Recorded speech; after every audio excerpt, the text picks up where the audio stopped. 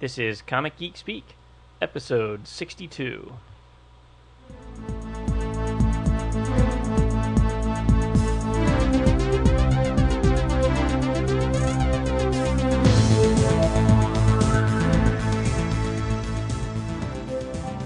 Welcome to Comic Geek Speak, brought to you in conjunction with worldfamouscomics.com. Your spot on the internet for the best comic book and entertainment-related columns, contests, features, reviews, news, resources, and more. I'm Brian Deemer. I'm Kevin Moyer. I'm Matt. I'm Jamie D. I'm Peter Rios. We are sexy bitches, yeah! And I think we have what's shaping up to be a fantastic episode. Because, we already know it was a fantastic episode because we just taped it 10 minutes ago. We have an interview with Denny O'Neil, classic writer and editor of many Dare comics. I say great Denny O'Neil. Legendary. Yes. So, I don't know that there's much else to say other than... Here it is. Here, turn that volume up because here's Denny O'Neil. All right. I'm here with Matt, Jamie, and Peter. They're also hosts of the podcast. Welcome to the show. Thank you. So we always ask one question. The first question we always ask everyone is, when did you first start reading comics? I would have to guess at the answer. My guess is maybe age 4. I remember after Sunday Mass, my father would stop at a little neighborhood store and get a quart of milk for the family and a comic book for me. So I've always assumed that I sort of learned to read from comics, or at least learned to read comics at the same time I was learning to read Dick and Jane and Spot and the Ball and all of that. What were your favorites? Oh, I don't know. I remember liking Superman and Batman, and for some reason I remember liking the Vigilante, maybe because he was a cowboy. And that was what I saw every Friday night at the local movie theater, cowboy pictures. But I was just a comics reader. Once or twice a month, this sounds like very corny, but it's true, I would load up my little red wagon and I would walk up and down, stopping at the houses of kids that I knew were comics readers, and I would trade. That was the accepted way of doing stuff. We weren't putting them in Mylar bags. We were, for the dime that my father invested in a comic book, I would get like 6 reads out of that. You could easily kill a summer day just, hanging out on the front porch and reading comics. Yeah, that's almost the exact same thing that Doug Munch said, that he spent his afternoons trading comics. Yeah. This was a totally different... I mean, we didn't think of these things as anything to be collected or even saved. So I remember seeing the cover of Superman #1, and if my mother had saved that, myself and my brothers and my kid would have all gone through college on it. Yeah. But, it was a source of entertainment. And then later, when we moved, my grandfather would drop me at the drugstore while he ran errands. And I would, have 15 minutes to look at all the comics on the rack and decide which one I wanted. That's awesome. That's how I started reading comics, too, is off a spinner rack at a 7-Eleven. So, those days seem to be gone, but a lot of us got started that way. Oh, yeah.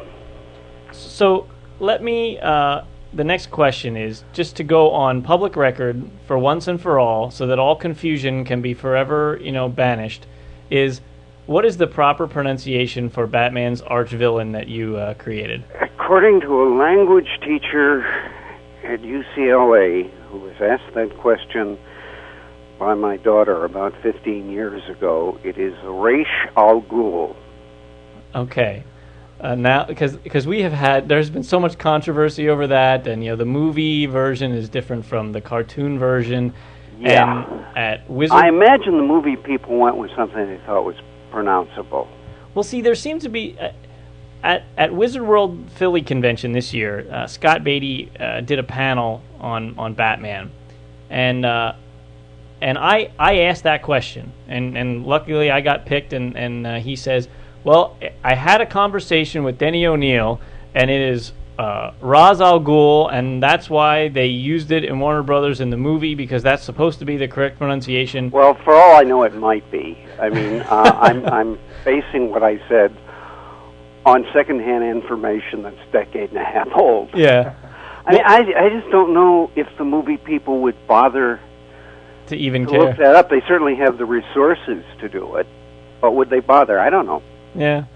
Well, at least we'll go on record saying the guy who created him says it's Ra's al Ghul, so we can just let it lie now. It's not exactly up with global warming as a matter of concern for the world. I have to. This is Peter. Your resume is huge. Obviously, I mean, you're the man responsible for years of great Batman stories, changing comics with the Green Lantern, Green Arrow stories. And before we get into some of that stuff, and that's the kind of stuff that's always covered a lot, I wanted to ask you about your Justice League of America run. Because I was unaware that you actually did, about 13, 14 issues or so. Yeah, something like that. At a time where there was great change in the Justice League.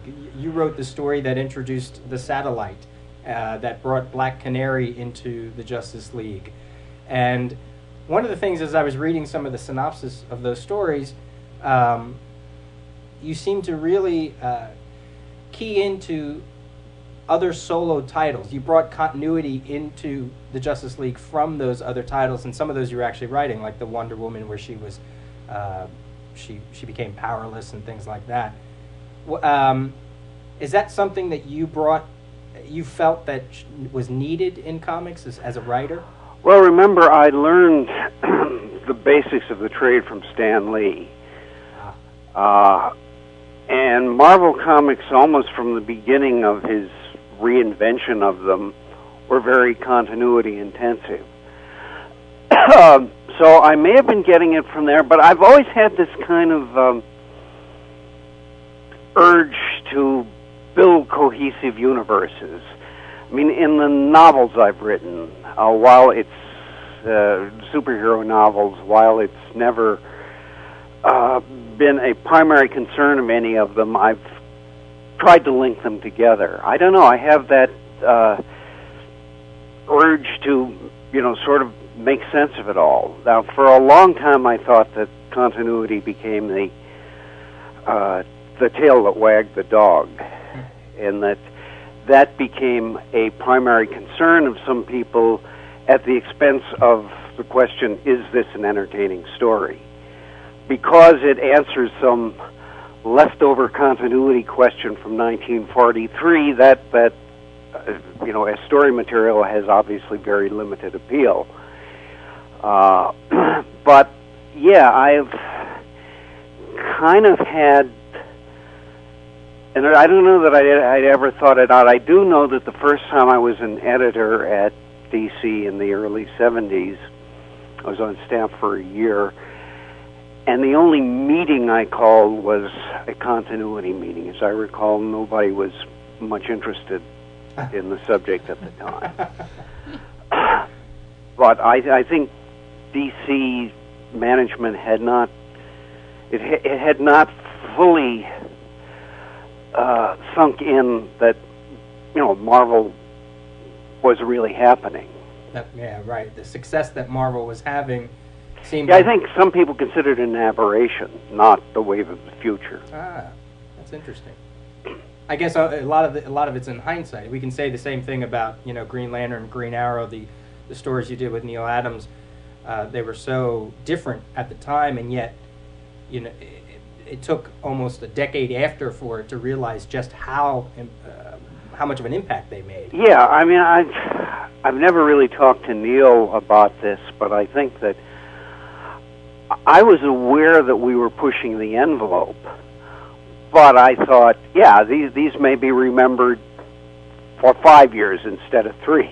But if somebody had said that, well, in 30 years they're going to bring out a $75 slipcase hardcover edition, I did, yeah. And what drugs have you been using, my friend?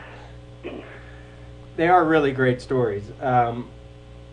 So there are some schools of thought that whenever they talk about how comics changed, in their minds, not for the good, but they moved away from like stories done in one and stories that could just be very simple. They always seem to reference Norman Osborn, the Green Goblin being killed, or Gwen Stacy being killed. They also bring up the social relevancy of Green Lantern and Green Arrow.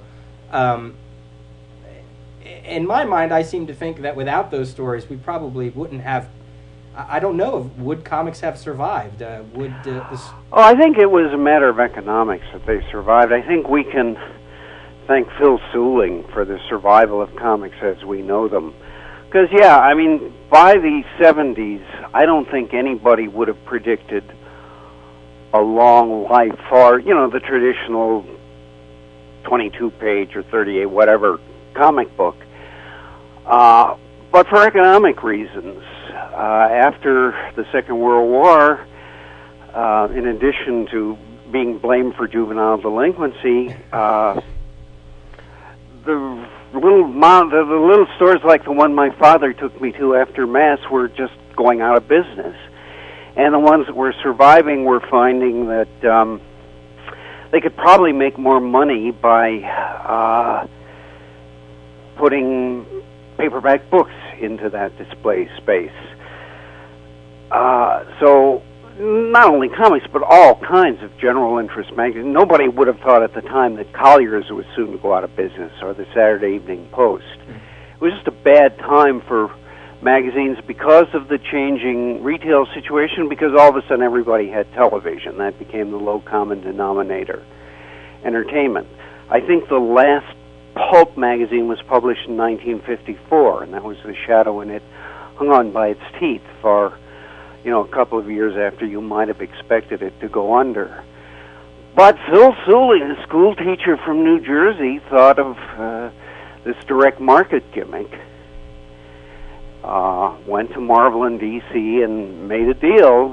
You sell me, I'm going to pick a figure out of the air, 100 comics a month, and it won't be on consignment. I mean, the way comics were sold then, I'm a newsstand guy, and I get 80 comics, and if I only sell 60 of them, I return the 20 and I get my money back.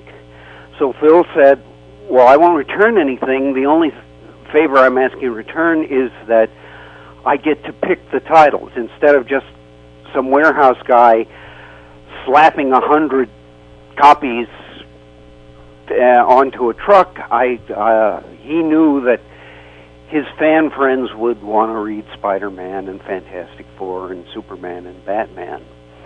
So that was really the beginning of the direct sales phenomenon, and that gave comics a way to reach their audience. I think it had a huge change on every facet of the business, including editorial. We weren't afraid to do continued stories anymore because we were sure that people could get the next issue of Detective Comics, whereas with the newsstand, that was always a little chancy. Yeah, a little hit and miss when you go to newsstands. Yeah, and I mean, when I first hit New York, a few comics fans I knew of 3 Midtown newsstands that had the good comics and would go out of their way to patronize those places and knew kind of when the new comics would arrive and so forth. But because of Phil Seuling's idea, comic book shops in every fair-sized city in the country. Well, I think it also, to go along with this, there seemed to be a certain energy that, like you said, maybe DC woke up a little bit, because that was when they took their big three and decided to give them a little boost in energy with what you did with Wonder Woman, you took over Batman. You also wrote the story that depowered Superman a little bit. So, I guess all those things. We talked about Phil Seuling in another episode before, and I just never realized how much of an impact, not only with just retailing, but also with the companies themselves, how much he did. And he was responsible for the first well-organized convention. Right. Mm-hmm. It was a regular thing for a while there that on July 4th you knew you would be in a Midtown hotel working the Seuling Con. So, since I lived in a neighborhood that was real big on firecrackers, I was delighted to have a Midtown hotel to go to that day. So, if there's one thing that pops into your head, what's your favorite, insider story? Perhaps it was some anecdote that was shared, with Julia Schwartz over lunch one day, or something like that. Some story that sticks out in your mind from your long term in comics that is probably enjoyable for the rest of us. Well, I mean, I know stories I wouldn't dare tell in public. That's a problem I might have. I'm thinking about writing. Let us put it this way: I'm being urged by a couple of people I respect, an editor and my son, to write an autobiographical novel. Maybe it's my next big project after I finish the book I'm working on. And I don't want to blow the whistle on people. Sure. No. That's not what we want. No. Just something. Well, I guess the best story, and I don't know if it's apocryphal or not, is the head of DC and the head of Marvel playing golf right after Julie Schwartz reinvigorated the Justice League, and through that the whole superhero genre. And the Marvel guy telling the DC guy about that, and the DC guy going back, or excuse me, the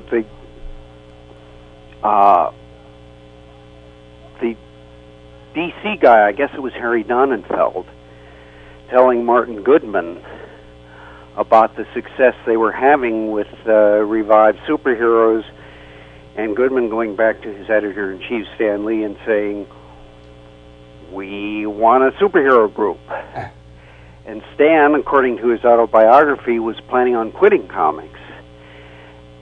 And so his wife, Joni, said, "Well, you've got nothing. Why don't you just write the kind of comic book you've always wanted to write?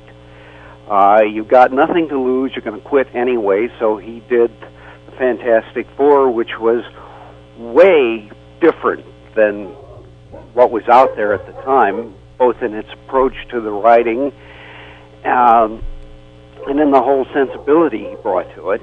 And, that was one of the two beginnings of Marvel Comics. And without Stan, I don't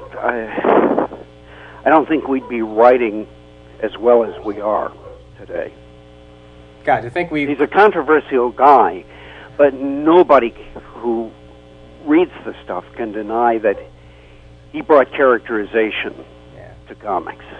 And I also read that he is responsible for giving you the nickname of Denny. Is that correct? No, Okay. I had been called Denny by my mother, among other people, for many years. He called me Dandy Denny. All the Marvel people had nicknames. Rascally Roy and Artful Artie Simic, Jolly Jack Kirby.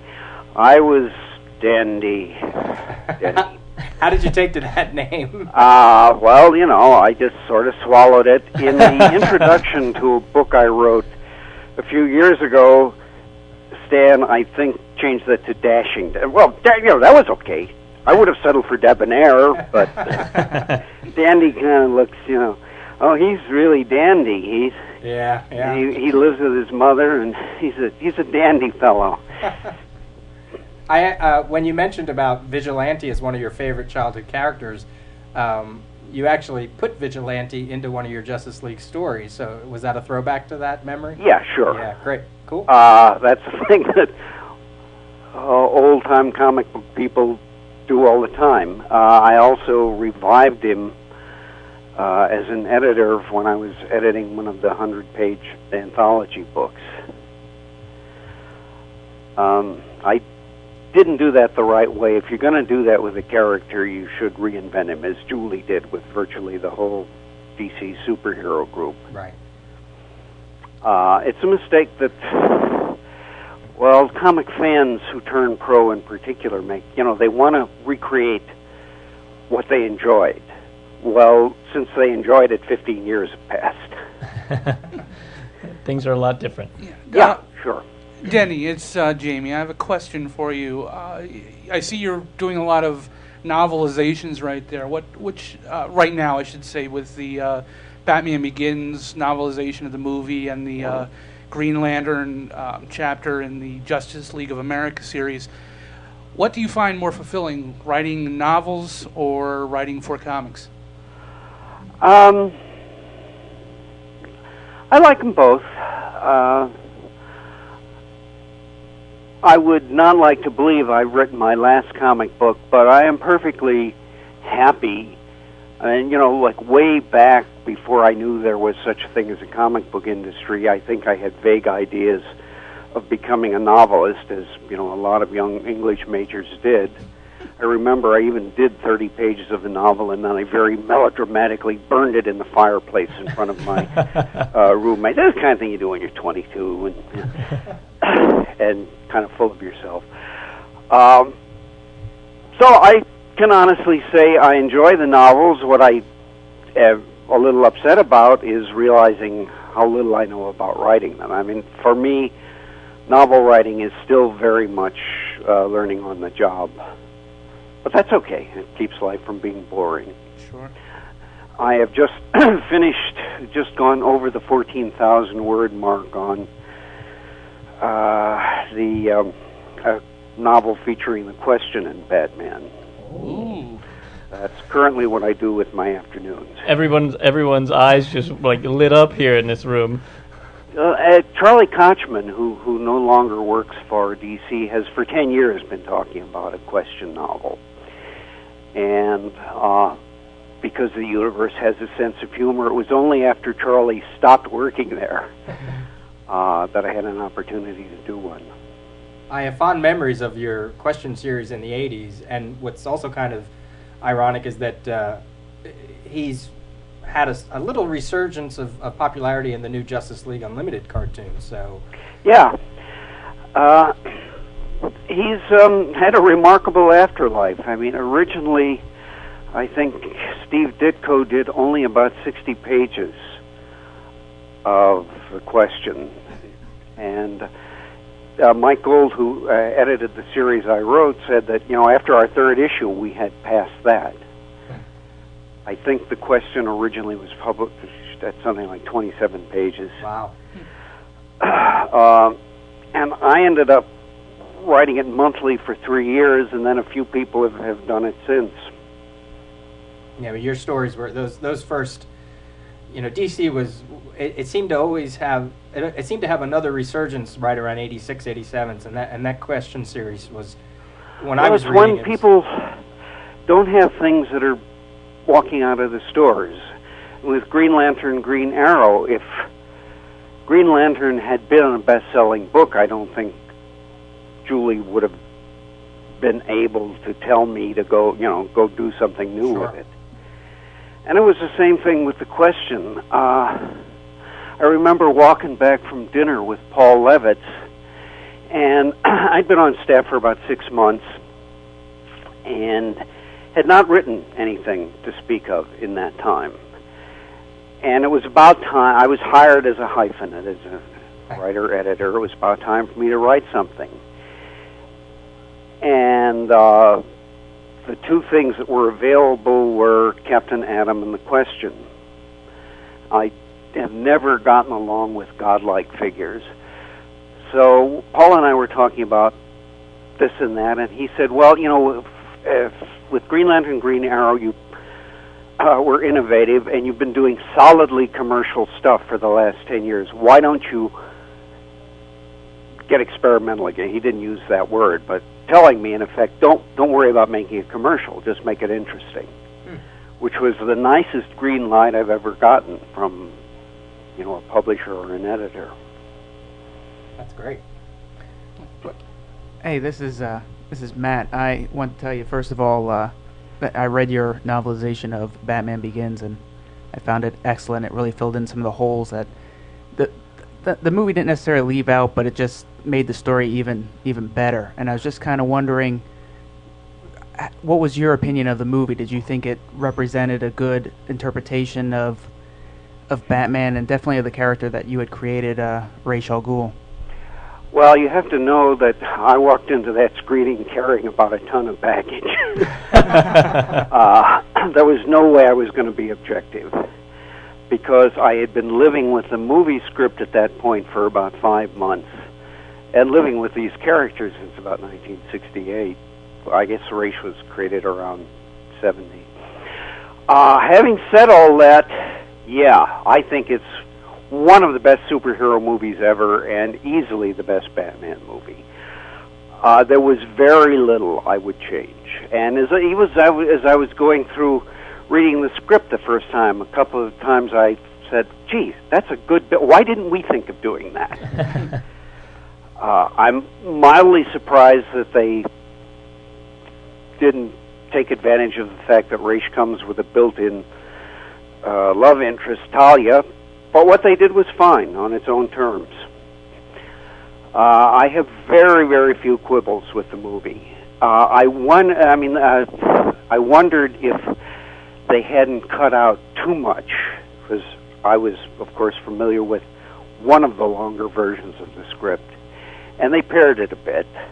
But no one I spoke to, from comic book professionals to relatives in St. Louis who are not media people at all, complained about that. So the story was all there. I'm sure we'll get some of that in the DVD, you know. Yeah. Can I ask, this kind of, what do you, let me see, what do you think an editor's job is in the process of creating comics, and what do you think readers should expect from a good editor? Well, I think the editor should be invisible, first of all. When I first took the staff job at DC in about 86, for a little while, few editorial meetings, I argued for taking my name, the editorial credit off. And I lost that battle, and I stopped fighting it. But you don't read Look Homeward Angel by Thomas Wolfe, edited by Maxwell Perkins. Maxwell's name is not on the cover. The editor's job, to be short and to oversimplify, is to make the creative people look good, to be a backup for them, catch their mistakes, help them over the rough spots, and to a lesser degree serve as a surrogate for the audience, for the readers. But I look on editing the way I look on teaching and nursing. It's a helping profession. It is where you subordinate your own needs and ego to somebody else, to the project. I don't mind at all taking credit for stuff I've written. As an editor, I guess I don't want to take people backstage at the magic show and put a lot of emphasis on the process. I want people to be entertained by the product we put out. So that's it in a nutshell. My job as editor is to make the creative people look good, and if that entails asking them to do a little extra work, fine. But I don't feel that. I know one editor who feels she has to make a difference to everything that crosses her desk, which means, change it or have it changed. I was never happier than when I could read through a script and leave my pen in my pocket. That didn't happen. Everybody makes misspellings, and once in a while I would have to call a writer and say, here is a problem I have with your story. Here are your options. You can convince me I'm wrong and there is no problem. I will give you a solution, or you can come up with your own solution. And almost always the solution that they came up with was better than the one I was suggesting. But I was always willing to say, this is not impossible. Here is a way to do it. But maybe you have a better way. I hope you do. Well, I guess with the easily accessible information on the internet and through conventions, it's the reason I ask that question is because I get a real strong presence from editors these days that stories seem to come from them first sometimes, that they, you hear about differences between writers and editors, and that was one of the reasons why I asked it, was because as you edited Batman Year One and you edited Dark Knight Returns, and I mean these are phenomenal stories. So it's like, if I'm going to ask anybody, I'm going to ask Denny O'Neil. What should an editor do? But recently, I don't know. Sometimes the editor does suggest the story. There were times when I was working with Julie when I went in pretty much with the story all figured out. Well, that was going to be a short visit. That was 15 minutes in and out. There were other times when I went in with nothing, and I would sit across from the desk with from Julie, and we would talk until I had something I could go home and start writing with. Mart Weisinger was notorious for telling his writers' plots. The readers or editors that I have worked, I guess, counting all the media I worked in, I've probably worked with a dozen absolutely top-notch editors. And they all had a different methodology, but none of them imposed their own ego. They set the ground rules, as did I. Batman can't fly. Well, you'd be surprised. Batman is human. In fact, one of the first things I did was create a Bible, which was at first about 4 pages long, and by the time I quit, it was about 30 pages long because various assistants kept adding to it, as is right. I mean, they were right to do that. But, you set the ballpark. We are not going to tell space travel stories. We are not going to tell hard science fiction stories. We can tell supernatural stories. That falls within the ballpark. We can tell detective stories. We can do noir. We can do human interest. We're not going to send Batman back to the dinosaur age, as they occasionally did in the 50s. And then the secret of being a successful editor is the same as the secret of being a successful movie director. You cast right. I always hired good people. Sometimes I made a wrong guess, but basically I hired such good writers that I really didn't have to impose. I can only remember a handful of times where I did any significant rewriting. Do you have a favorite artist that you've worked with over the years, or just a favorite comic book artist in general? Oh, boy, I've worked with some good ones. I would tentatively answer Jim Aparo, because he was the consummate writer's artist.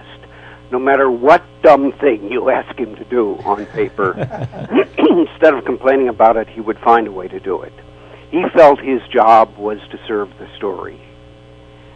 And that's all he thought his job was. He was also a consummate pro. If it was a 22-page story and you gave it to him on the 1st of the month, you'd have it complete by the 23rd. And I always did look at the work because I enjoyed it. There's, enough of a fan in me to want to be the first guy to see it. But I never had to look at it. I mean, he never made any mistakes. I could have just sent it off to the printer with a clear conscience. We just recently did an episode where we talked all about original artwork and our personal collections. And do you own any original comic artwork? I had about 60 pages of Neil Adams originals.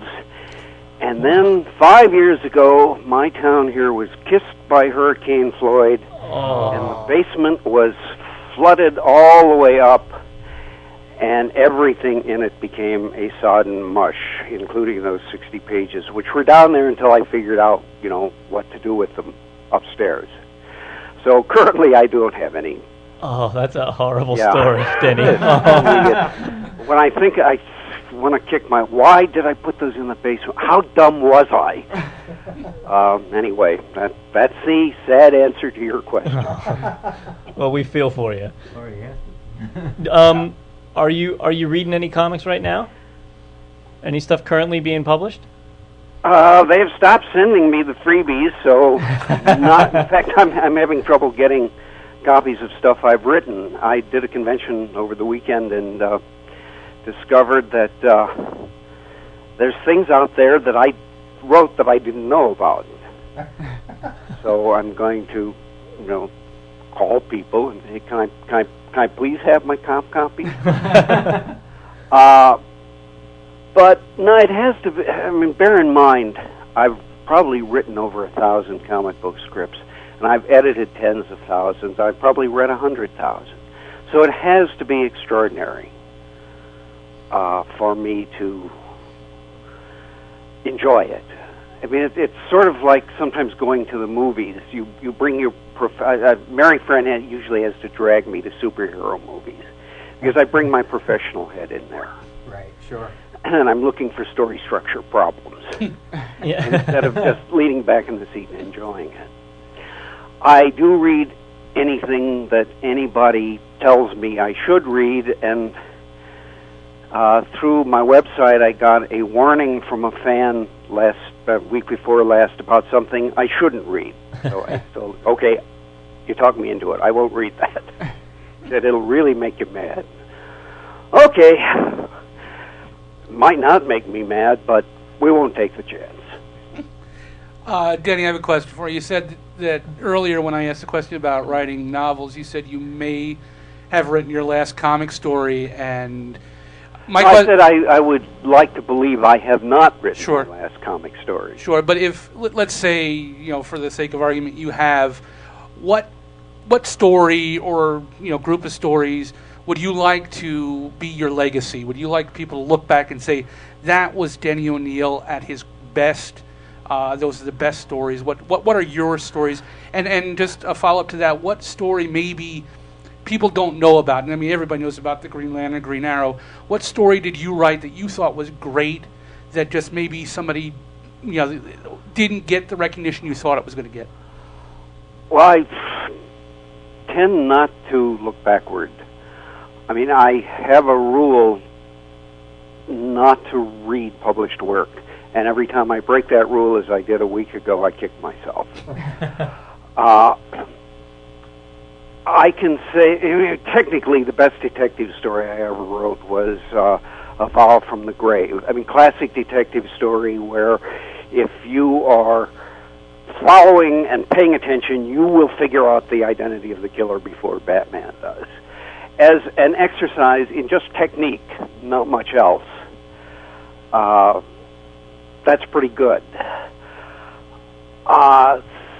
Some of the question stuff I thought did maybe not get as recognized. I mean, they've never done a question trade paperback. And I sort of wonder why not, because when I go to Spanish-speaking countries, I see this stuff has been widely reprinted in other languages. I am happy with the Green Lantern, Green Arrow stuff because I'm told that it moved comics along. And every once in a while somebody tells me those stories had some part in some kind of social awakening. Well, I mean, that's very gratifying. We did a story, maybe this is the one that didn't get as recognized as it should have, Slaughter of the Innocents, about landmines. I got called to a meeting. I didn't know what it was about. I walked in. There was a famous singer and a lot of people who were obviously impressive people, not comic book guys. No, sir, there were no torn T-shirts in that room. And it was about landmines. I hadn't known there was a problem. I walked out an hour and a half later thinking, God, yeah, we have to do something. So the Superman guys did a how-to book. Hey kids, I'm Superman. This is what a landmine looks like. This is where you're likely to find them. This is what you do if you see one. And that was translated into the appropriate languages and distributed, I guess, free in the appropriate countries. Our job on the Batman front was to raise consciousness. So it fell to me to write it and Scott Peterson to edit it. Scott did a great job of recruiting people to write essays to go with my story, including David Hackworth, who was at the most decorated U.S. combat history that we had. He just died a few months ago. So with Hackworth writing that the landmines were a bad deal, nobody could accuse us of being, hippie peaceniks. It was really, meeting him was sort of like when I met Muhammad Ali. Hackworth didn't have to prove to anybody he was tough. I mean, he came across as a very gentle man. Anyway, the guy who is in charge of the civilian anti-landmine effort in this country told me that was the most effective piece of propaganda that he'd ever had. Well, again, if conceivably we help save lives.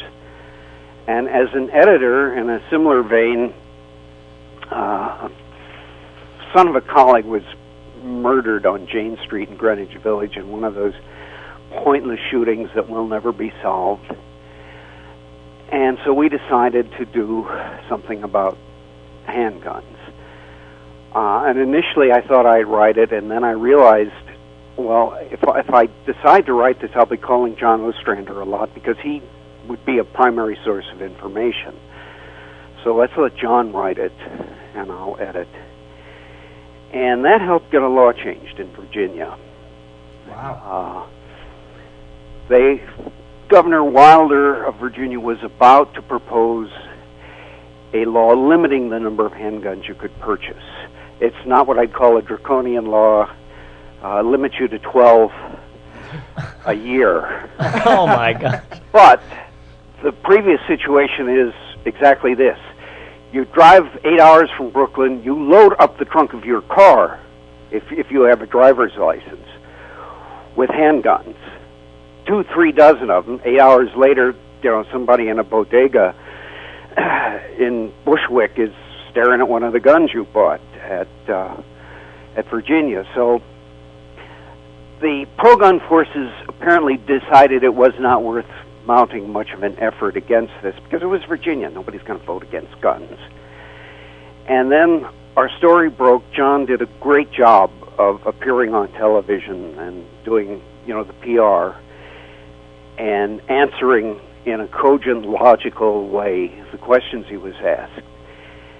And Wilder's bill passed. One of his aides later told me that people were saying, "Oh, yeah, even Batman knows, about guns in Virginia." So John and his wife Kim and my wife Mary Fran and I went down to the State House and watched this law being signed, or this bill being signed into law. And that's, I mean, you wouldn't want to do that all the time. For example, I don't think you could get a good comic book story out of global warming, which is one of the things I'm most worried about, or anything having to do with the economy. But once in a while, there is a social issue that you feel passionately about, and that lends itself to melodrama.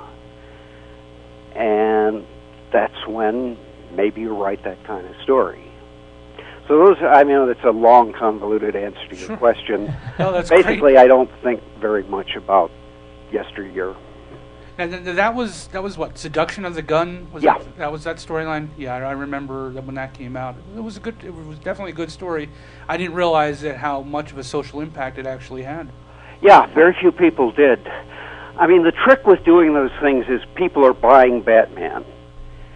So they're not buying the New Republic or the National Review. You have to deliver a Batman story that does everything that a Batman story should do, and get your social content in addition.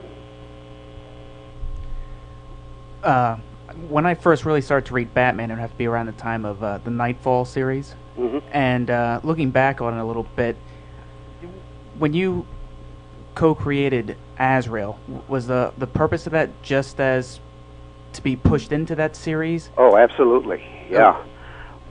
Archie and Mike Carlin and I talked, and my assistants talked about it and decided that I was the logical person to create the character because I was editing the rest of the series, most of the rest of the series, or at least in on editing it. And I kind of knew what the demands of the character were. So that became my job. Archie, who is one of the best editors I ever worked with, signed on, and first thing I did was look for natural enemies of bats. I thought, well, this is sort of logical. Eventually he's going to go against a Batman, so what animal totem would be logical? I found out that the main natural enemy of bats is the human race. So was I going to put Batman against Man? That didn't seem like a really good idea. Broomstick Man, maybe? Yeah. Bats are actually generally very benevolent creatures. Then I was looking through an encyclopedia of myth and folklore and came across the word Azrael. It was an interesting word. And, once you have an avenging angel, then the rest of it kind of falls into place. Would you say with his follow-up series, the character evolved the way that you wanted him to? Oh, I never thought there'd be a follow-up series. I mean, this guy was created specifically to serve one plot. I was very surprised when they asked me to spin it off into a series. And somehow he never became a real macho superhero. I suspect that little pieces of my autobiography kept creeping in and I wasn't aware of it. But yeah, and it lasted 100 issues. Amazing. So that Dandy Dan came back to haunt you? Is that what you're saying? Which? The Dandy Dan, the nickname Dandy Dan came back to haunt you with that character? Well, not exactly Denny, bad. Excuse me, Denny. But, as I get older, I am less impressed with solving problems with muscle. So then, in actuality, you would say in that whole Nightfall, Nightquest, Night's End storyline, it was actually Azrael that would be the real enemy, more or less, of Bruce Wayne. Yeah, sure. He was created specifically for that. And if we made a mistake, it's that we didn't make him nasty enough. That's one of the reasons I don't reread old work. You always see what you should have done better. But yeah, he should have been on stage way nastier than he was to make that work as well as it might. I have no complaints about it. I mean, the character touched some people. It was not widely read, but people who liked it seemed to like it a lot. The P.S. to the Azrael story, cue the violins here, is that Mike and I had decided to kill him on stage. Definitively he's dead.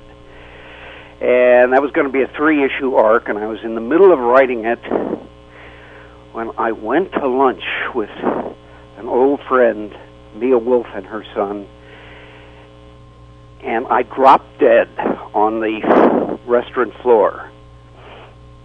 I was keeled over as I was explaining to Mia why I didn't believe in an afterlife. She says, I have no memory of that.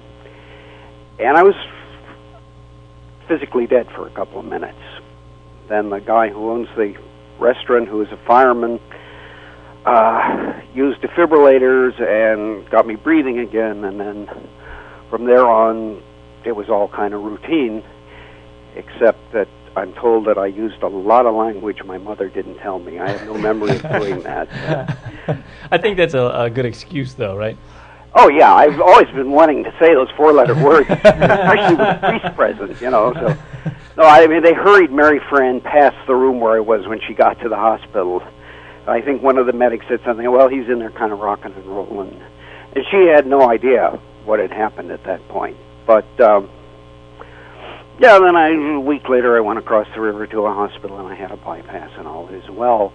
But while I was still in the hospital, Mike Carlin called Mary Fran and said, you know, if Denny doesn't want to really kill this character, I'll understand. Maybe that's cutting, you know, a little too close to home. So we made it an ambiguous ending. Again, it would have been a stronger story if we had gone with our original outline, but I got squeamish, and I guess Mike honored that. I guess that's all the reason in the world to be squeamish right there. Yeah. Denny, this is Kevin. I'm going to switch gears from DC and go over to Marvel when you had done some editing and writing over there, like on Amazing Spider-Man and such, and you also edited Moon Knight. I was wondering, when that book was put into as a direct sales only book, one of the first books that ever happened to, as an editor, how did you feel about that, and was that something you were in favor of doing? Which book are you talking about? Moon Knight, the first. Oh, yeah. Well, I was working with Doug Mensch, who I think is one of those guys who is very underrated by the fan community, and the young Bill Sienkiewicz, who was just exploding. He was really finding his talent. I didn't have any opinion about stuff going direct sales or not. That was, first of all, editors had no control over that. If I had, you know, staged a protest march out in front of the building, it wouldn't have made any difference. Those decisions are made in the business department, and then they tell you what you're going to do. That's nothing to get upset about. And it's the way, you know, the Pope told the painter what he wanted on the ceiling of the Sistine Chapel. I mean, it's a reality that yeah, but the on painter one level it's bricks. always about money. But the painter threw bricks at the Pope and told him to get the hell out. So, you know. But he did not work free of being hassled by the Pope, and it was, after all, the Pope that gave him the job. That's true. I mean, the damn thing would have been painted without the Pope. So the sales... So, I mean, as I tell the classes I teach, you have to recognize, working in anything that calls itself a mass medium, it's about money. Now, that doesn't mean it has to be bad. It doesn't mean you sell out. But that's a reality. Way back in about 1940, Raymond Chandler said that one of the tricks of writing popular fiction is to get in what the audience wants and to get in what you want too. So he was writing for the pulps. So you have the blonde coming through the door with a gun, but you also have those wonderful similes and metaphors that Philip Marlowe used. It's the same way working for TV or comics. You don't have an entirely free hand. What you get in exchange for having some constraints put upon you is the chance to tell your story to a lot more people than probably you would otherwise. And that's not a bad trade-off. What could you shed a little insight in what eventually ended up happening to the demise of the series, that Sienkiewicz ended up leaving in issue 30 and Munch leaving on issue 33, and then of course the series actually ending at issue 38?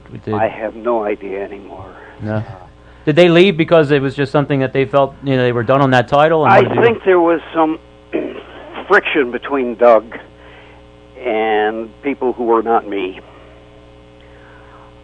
I don't have a clear memory of it. One of the aftermath of that little adventure I had on the restaurant floor is they hit me with 3 50,000-volt doses of electricity, and I think whatever was left of my memory kind of abandoned ship that day. So I don't really remember how the end... I mean, there was a fair amount of tension in Marvel at the time, and I was just doing a job day to day. Great. I just have one quick question. We met you down at the Baltimore Con, and when I came up to you, I had a hardcover copy of your Justice League Green Arrow series, which you then turned to your wife and said, "Look, here it is." You didn't know it was in hardcover. Have you gotten a chance to talk to them and get your copy in hardcover? No, I talked to the editor, Charlie, who now works for another publisher, on another matter on Monday, and asked him who I should complain to. And he reminded me that Marco Palmieri handled the series Far pocketbook. So I will, one of these days, get around. I've known Marco for 20 years. I will get around to telephoning Marco and saying, "Can I please have a copy of my book, please, please, please?" As I said, sometimes people will send me things like Italian editions of my work that I would not know about, and sometimes I don't get stuff that's in English and it's just been published.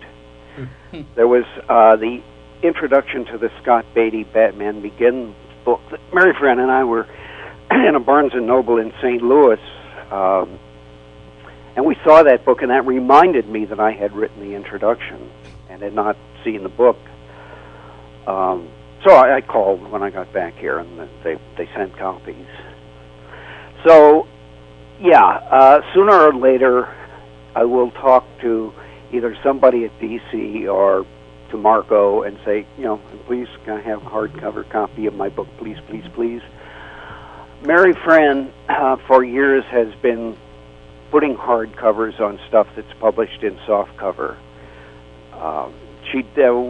We got married 17 years ago, and I had lost probably 70% of what I'd ever written because of a turbulent lifestyle and moving around a lot and so on. So she has made it her mission to find the stuff and to have it bound in hardcovers.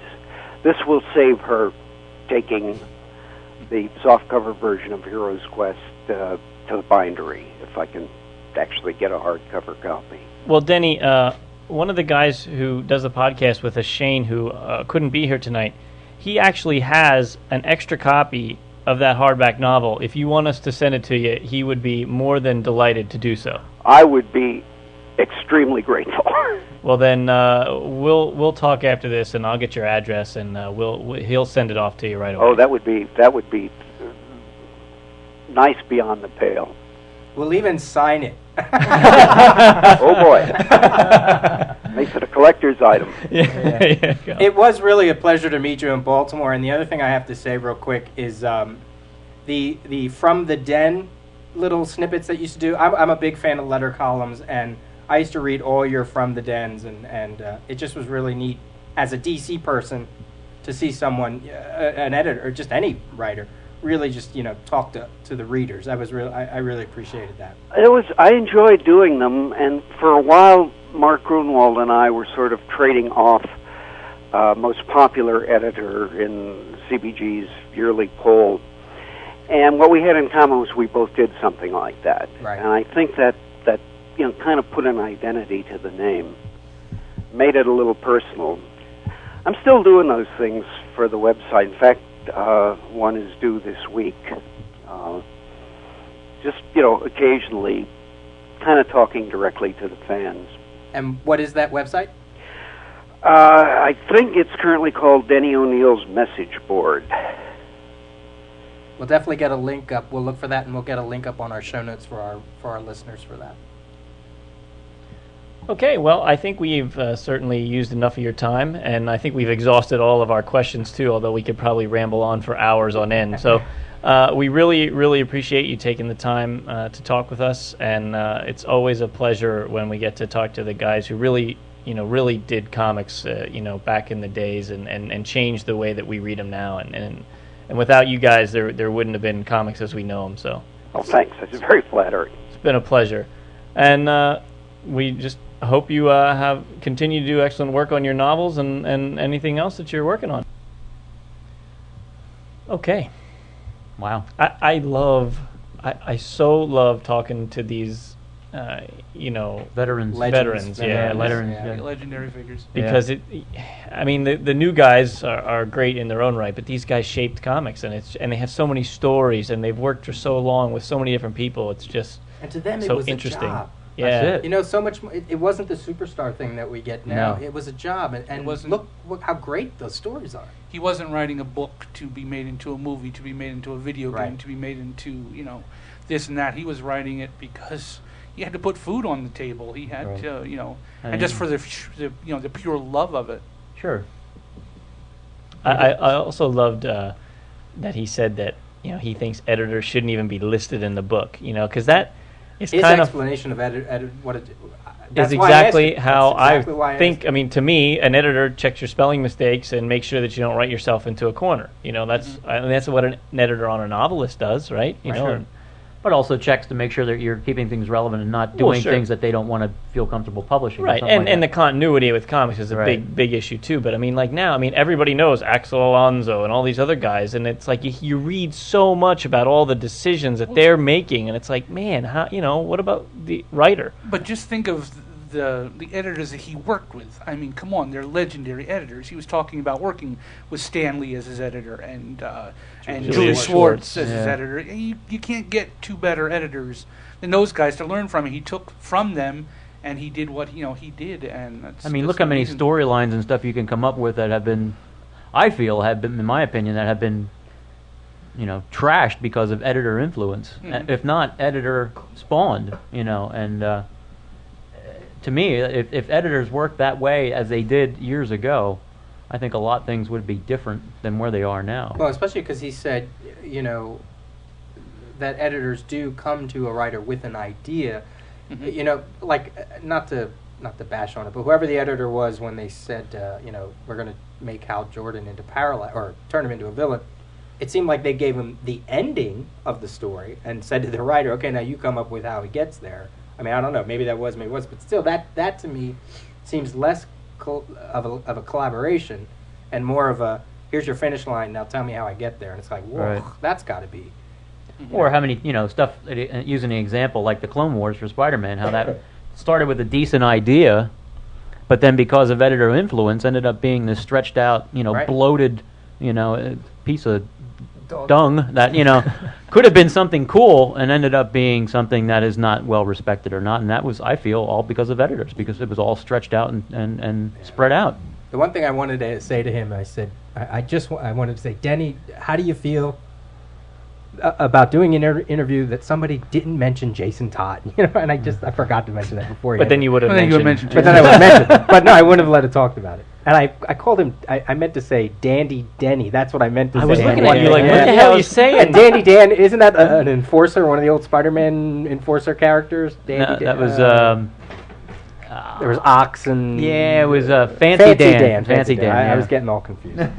Wait, I'm just a little rusty on this. So he was behind the Death in the Family storyline?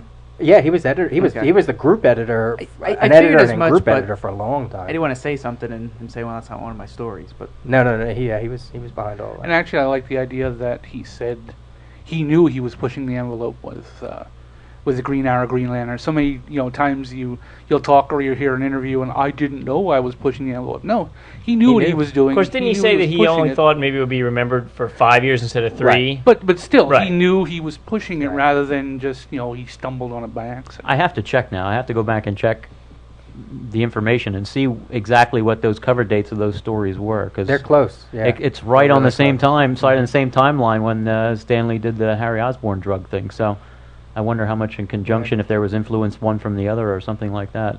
And I don't know. I wonder if I never read anything if they had any trouble with the comics code like Stan did with Marvel. I mean, that was the whole synonymous But there wasn't anything like. history with I see what you're saying. you know what I mean? Because Yeah. that was the big deal. That was the big thing that Yeah. they wrote those stories, and then the comics code said, "Well, we're not improving it." So you can't publish it. So they published it without the comics code authority. Yeah. I'm wondering if they had the same type of circumstances over there, or if that was sort of just I mean, isolated. that was a couple issues in with that storyline, so maybe that's how they got around it. Maybe. If the code was on the cover. I don't remember seeing those covers. I can't picture no. them I right mean, now. I originally first Quick, time is it on the Oh, I can't say. Yeah. Forget it. But there's another one that I could give out. I use that a lot too, but he certainly doesn't give short answers, which is really interesting, that when you're asking a question, you're going to get a lot of information. And when he was talking about writing an autobiography, that will, I think, be very interesting. That'd be very to interesting. hear some of those stories. I do, though. I love talking to these legendary veteran writers and stuff. I think they have so much insight on the industry from the time, that they were involved in it and how it evolved in the time they were in it. Because there was no comic shops at that time, and there was no such thing as collectors and such like that. It was just people read them and kept them if they wanted to. If not, they were whatever. And it was a monthly job, and that's how it's so different than what everybody's used to now in the past 20, 25 years or whatever. So it's wonderful to listen to these guys and listen to the background and all the history they have and stories they have. It's so interesting. Hey, Brian, how was your race? It was good. It was very good. How do you feel? I'm Did you win? Sore as hell. We're recording this the day after he did this. Yeah, so. Every muscle in my body hurts, from just sheer exhaustion. All right. Mister, I sit in my car all day and spy on people. You don't hear me complaining, though. No, Just Saturday. your ass hurts, Saturday was. I have to get a pair of those bike shorts. It was nice because it wasn't sunny on Saturday, but it was windy as hell. And when you're riding, it's a 15, 20 mile an hour wind, and you're riding into it. Well, if you would have been going 20 miles an hour, you're now going 0. So you have to pedal like hell just to go 15. And You weren't wearing one of those like funky hats that Aerodynamic. well, all our helmets are aerodynamic. No, I mean like with the big fin type thing. Like No, you see. but Do you have they- a picture of yourself and your whole gear, your getup, your gear? From last year, but not from Oh. this year. How long did it see take you that. to Bike man. rehydrate your eyes after riding in the wind all day? Yeah, it's just. But it wasn't. It was a good. And then Sunday was really pleasant. It wasn't cold in the morning. Last year it was so freaking cold when we got up on Sunday morning that we were about numb about half a mile into the ride. And it was actually kind of warm, which was nice for a change instead of being cold. And we didn't have hardly any wind coming back, so it was really good. And we got behind. When you're riding along, and my brother and my friend, 2 friends who went along, they just ride much faster than I do. So they don't even try to wait for me. They just go, and that's fine because if I try to keep up with them, I'd be burnt out, in 5 minutes. So I just ride along, and pace lines are going by the whole time, and that makes a big difference because when you're in the back, you're not breaking the wind. The guy in front of you, the guy in front of the pace line is doing all the work. So, but sometimes they're going by so fast you can't catch up to them to get on. Well, this one came along, it was just going a little bit faster than I was, so I hopped on. And the guy in the front of this pace line was like the greatest guy I've ever ridden a bike with. He's really tall, like 50-year-old, gray-haired black guy. And he was so much fun. He's probably a preacher or a salesman because he had about 5 people in his pace line. And he kept going, keep pedaling, keep going. And there was a woman with him whose name was Lois. He goes, Lois, you still with me? Lois, you still with me? Every time we were riding, he just kept moving. And before I knew it, we looked down, we're going like 21, 22 miles an hour, and we're booking it. And we get to the next rest stop, and I'm like, hot damn, and my brother's there waiting because they would wait for me at every rest stop. And I said, I said to my brother, you got to ride with this guy. This is too much fun. So then from that rest stop, when he was ready to go, we went right with him, hauled ass 15 miles to the next rest stop with this guy. It flew by. We were passing other pace lines. They were challenging us. We passed them going uphill, and I was like totally pumped, and I had all the energy in the world. I was like, if I could ride with this guy, Matt Knowles, if you're listening, because he has his name written on his helmet, so I know. If you're listening, man, you're the greatest cyclist I've ever ridden with. It was a pleasure. But that was a blast. What was the final tally of our listener donations? Oh, of our listener donations? Yep. I didn't even check. It was over. I removed the link. I can't find it real quick. It was about 1,050. So that was absolutely phenomenal. Thank you What was your very total? much. What was your grand total? Was that your 1,050. Oh, that was your grand. Oh, okay. Yeah. And my total miles ridden was 160 miles because it's supposed to be an MS-150, but it's really like 80 miles each way and not 75 because they change the route a little bit every year, and it just gets a little longer. It depends on the way they take you. So yeah, when you're riding home and you look down and it's like 150, it's like, I'm stopping right here. Get your goddamn bus and pick me up. You know, I signed up for 150. I rode 150, but no, it's cool. And it was a 10.5 hours total in the saddle, and my average speed was like 14.6 miles an hour. So, cool. All in all, it was a good day. They made over. I posted this on the thing. What did I say? 3 million, 3.5 million. I think was the Wow. total they made. So it was impressive. And it was 7,100 riders was this year's total. Wow. How does that compare to last year's? Last year was like 65, so they got an extra Wow. 600. It keeps jumping every year by at least a couple hundred people. It is such a big affair now. It's awesome. So, Speaking of numbers doubling, just to throw out real quick, the Baltimore Comic-Con put their numbers up for this past 2 weekends back. Mark Nathan, the convention organizer, said that it was doubled in attendance from 2004, probably because they had more creators, and The CGS crew. and us, Yeah, yes. because we were there. And then next year it'll be September 9th and September 10th will be the next year's. So they didn't Baltimore add another Comic-Con. day then? No, they didn't. So, but which is fine. Like Jamie said, you Oh, know, yeah. it was. If there were that many people there, it didn't seem like that, which is good because it's such a spread out convention. Sure. The other thing I want to give a shout out is to Leo McGovern. We're talking about this on our forum. He lives down in New Orleans, Louisiana, and he wrote he has a blog and he has a website which I'll give out. He had a comic room, like 2 comic rooms put together, all this stuff on bookshelves and on his walls and things like that. And when he came back, they were all just muddy and in water. And the only thing he escaped with was a Transmetropolitan comic that just happened to be in some kind of plastic. So Leo, we actually emailed him and said, that we'd be very interested in helping him to kind of restore his comics. His website, he does a zine, is www.antigravitymagazine.com. And if you want, check out our forum. We have a link where we posted some things that he's interested in getting back. And he was very, humble about it. He was like, look, I have a job. When I go back to my job, I'll get my books back again. What can I do for you guys? But if he can get anything, why not? I want to help him out. Got some extra stuff lying around you don't want anymore? Yeah. and one of the listeners had an idea and said, what if we took up a collection, and then what if I approach InStockTrades.com about letting us put an order in at cost, letting him know what it's for, and then we could maybe make our money go even farther. Right. And then, send him a shipment of some things that he likes, 3, 4, 5 trades, however much money people would decide to give. So, we're talking about doing that, and if you want to participate, you could probably just PayPal us some money or whatever. Get on the forum, and there's a thread, and we keep bumping it to the top so that it stays there. And once we have like an idea of how many people want to help, then I'll talk to In Stock Trades and see if they're game for that. I'm sure they are. They're so cool about everything else. Yeah. So. And if for some reason you have books and you just want to give them away, you can email me, peterjrios@yahoo.com, for his address. I don't want to post his address just out there for anybody, but email me, and I'll give you his address that you can send if you want to send something to. I'm actually sending the first Fables volume because he was interested in that, or maybe he had it and he wants to replace it, so I'm going to send him that first trade. And don't worry, buddy. If you're listening, I got a copy of the trade for Identity Disc I can give you. He'll send it right back. Yeah. Return He's to on. sender. I'm not that desperate. That's what he's saying. And the Oh.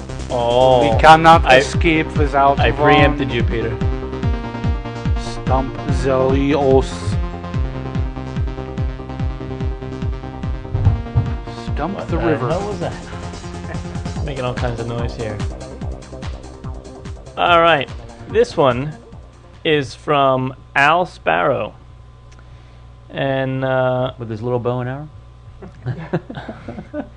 he says, I'm a recent convert to your podcast. Heck, I'm a recent convert to podcasting in general, but after hearing only one episode of yours, I know I'm going to be listening to all of them. While podcasting may be new to this old-timer, comics most definitely are not. My first comic was an issue of Black Panther bought from a convenience store back in the early to mid-'70s. I've been an avid reader ever since, to the delight of my imagination and the ire of my wallet. Listening to you guys is like listening to people I wish I'd known growing up, who understood and could talk about comics the way most people talk about cars or computers. He has some topics for us, which I'm going to skip over until a future date. But then here's a quick Stump the Rios thing. In the mid-'80s, question number 1. In the mid-'80s, DC created a short-lived but decidedly different series about a Publishers Clearinghouse contest winner who used the money to A, become a superhero, and B, subscribe to every magazine on the mailing list. His name was Siegfried Horatio Hutch. Who was his super heroic alter ego? Amazing Man. That is correct. Until he said that name, I was like, I have no idea. And then he said the name, I was like, yes. You knew reading that crap would finally pay off one day. Finally pay off. Okay, question 2. I love Keith Giffen. So do I. And I really loved his all-too-brief series, Vexed, So did I. about the fallen-to-earth god of ill fortune. In that book, a future nemesis of his stole the powers of an ancient god from Vexed pantheon, the god of ill-timed flatulence. What was the name of this god? Oh. That was a great series. That was a great series. The Apparently, answer is, Peter didn't love it that much. The answer is fantastic. It is. It has something to do like it's either like the sound of a fart, or it's a sentence or like an apology for the. But I'm not going to get it. So what is The answer is Ripta Ripta Gooden. Yeah, that's right. Damn it. Question number 3.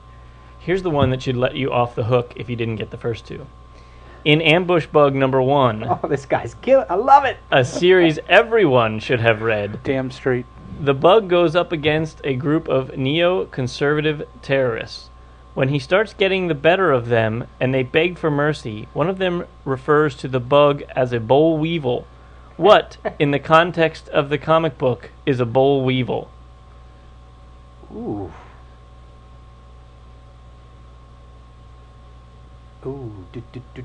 I think it's hold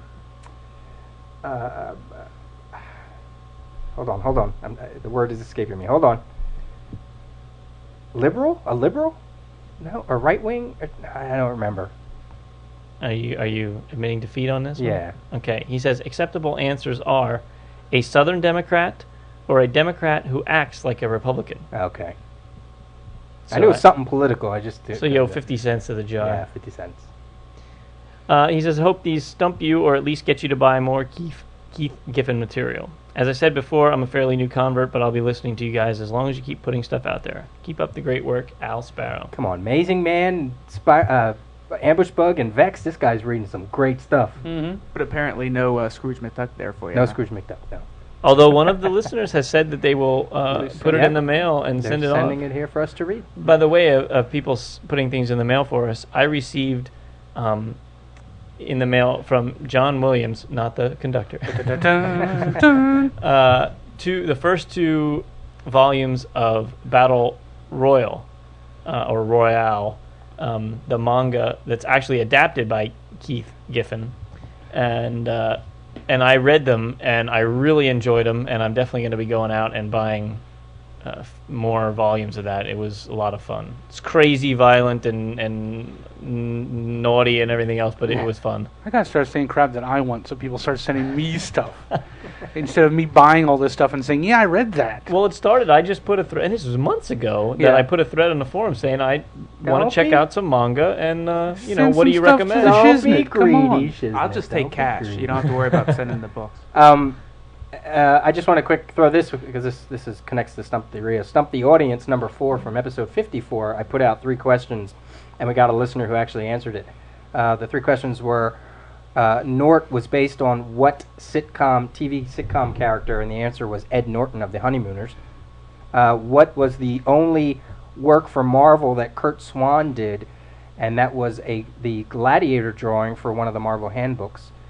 And list all the members of the Suicide Squad. And I'm certainly not going to go through this list, but he answered more than enough of them.